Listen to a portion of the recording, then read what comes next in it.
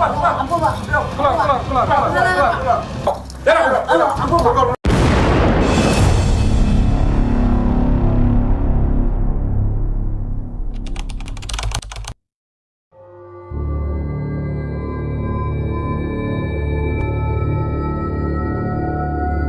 yang seharusnya penuh harapan berubah menjadi keheningan yang panjang.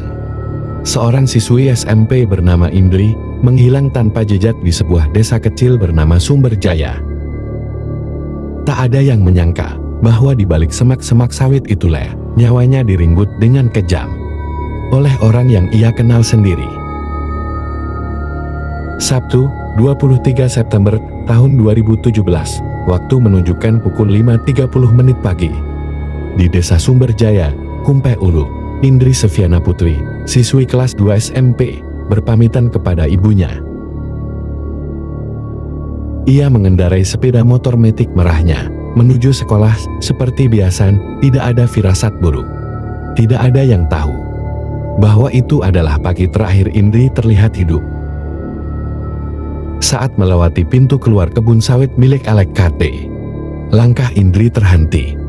Di hadapannya berdiri seorang pria misterius, wajah tertutup kain sarung. Ia adalah Irwandi, yang akrab disapa Iwan. Tapi Indri tidak tahu, niat pria itu bukan meminta tumpangan, tapi ingin membegal dirinya. Dengan mengancam, Iwan menyuruh Indri menepi, lalu mengambil alih kemudi dan membawa Indri masuk ke dalam perkebunan. Di belakang, Indri hanya bisa diam, mulutnya ditutup jaket. Matanya dibungkam merasa takut. Tiba di blok B2 kebun sawit, Iwan berhenti. Ia tak sendiri. Ia menghubungi rekannya Sopyan HD, atau yang biasa dipanggil Bujang. Mereka menyekap Indri, mengikat tangannya dengan tali sepatu, menutup matanya, dan menyembunyikannya di semak. Indri hanya bisa menangis. Ia bahkan sempat meminta minum karena kehausan. Iwan pergi membeli air dan rokok, meninggalkan Indri berdua dengan Bujang. Dalam keheningan hutan, suara Indri memecah kecemasan. Ia memanggil Iwan. Ia mengenali suaranya. Bang Iwan ya. Bujang panik. Mereka tahu Indri mengenali pelaku. Ia bisa menjadi saksi, bisa melaporkan ke polisi. Dan di detik itulah keputusan iblis diambil. Dengan dingin, Bujang menjerat leher Indri menggunakan tali. Ia menahan tubuh kecil itu sampai tak ada lagi napas, sampai tubuhnya terkulai lemas. Jasad Indri kemudian dikubur di bawah pohon sawit. Tak ada nisan, tak ada doa, hanya tanah dan diam. Ia menghilang sampai 3 bulan. Sementara itu, keluarganya mencari, melapor, menangis. Bahkan menurut informasi dari aparat kepolisian, salah satu tersangka Iwan sempat berpura-pura ikut membantu mencari Indri pada saat awal-awal pencarian Indri yang hilang.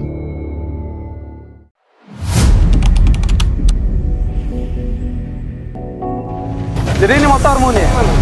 Motor saya nih Pak. Motor saya. Benar ya? Kasus ini mulai terkuak setelah hasil penyelidikan polisi menemukan motor Honda Beat milik Indri di Desa Jebus, Kecamatan Kumpeh Ilir, Jambi. Motor itu di tangan John.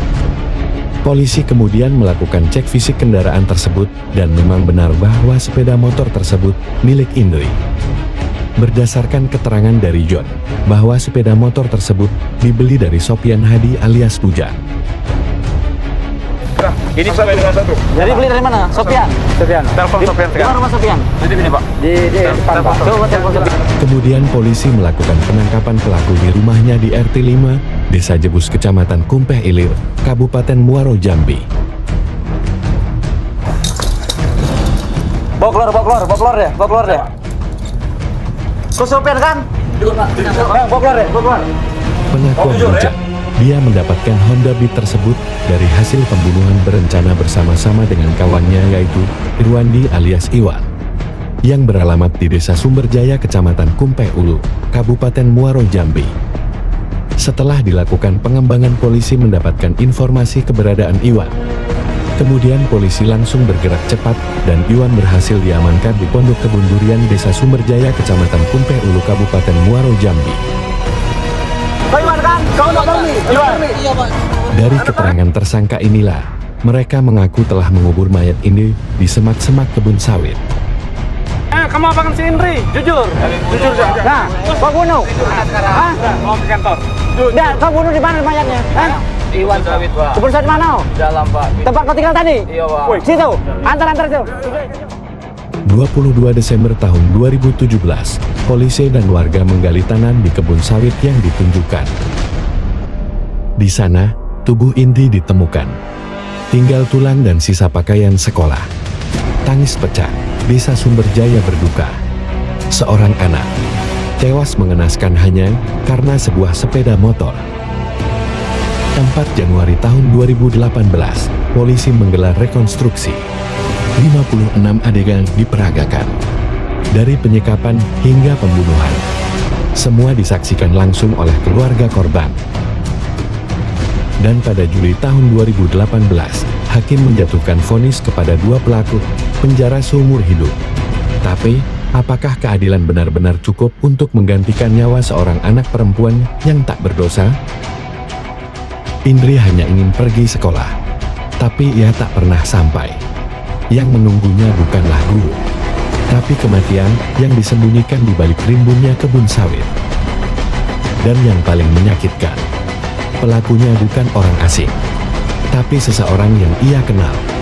Seseorang yang seharusnya bisa menjaga, bukan membunuh. Masih banyak kejadian berdasarkan kisah nyata yang kami hadirkan di channel ini. Jangan lupa subscribe biar gak ketinggalan kisah menarik lainnya.